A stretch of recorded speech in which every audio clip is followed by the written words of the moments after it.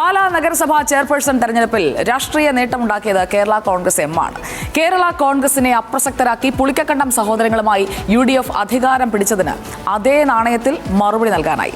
രാഷ്ട്രീയ എതിരാളികളെ തളർത്താനും പാർട്ടിക്കായി എന്നുള്ളതാണ് ഈ മത്സരം അവസാനിക്കുമ്പോൾ നമ്മുടെ മുന്നിൽ തെളിയുന്ന ചിത്രം.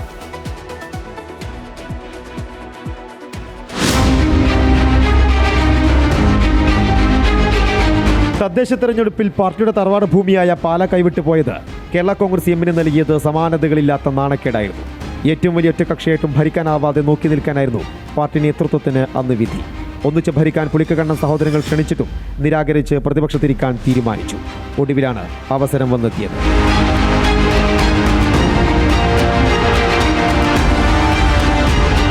UDF ഭരണസമിതിക്കകത്ത് പൊട്ടിത്തെറി തുടങ്ങിയതു മുതൽ ചർച്ചകൾ തുടങ്ങി. പുളിക്കക്കണ്ടം സഹോദരങ്ങളോട് അതൃപ്തിയുള്ള കോൺഗ്രസ് കൗൺസിലർമാരെ കൂടെ കൂട്ടി. ഭരിക്കാൻ തങ്ങളില്ല, പുറത്തുനിന്നുള്ള പിന്തുണയെന്ന് ഉറപ്പ് നൽകി. ഒടുവിൽ അവിശ്വാസവും 4 കൗൺസിലർമാരുടെ കളം മാറ്റവും UDFനെ പുലർത്തി ഭരണസമിതിയെ കേരള കോൺഗ്രസ് എം തന്നെ താഴെയിറക്കി. നഗരവികസന മുന്നണി രൂപീകരിച്ചു.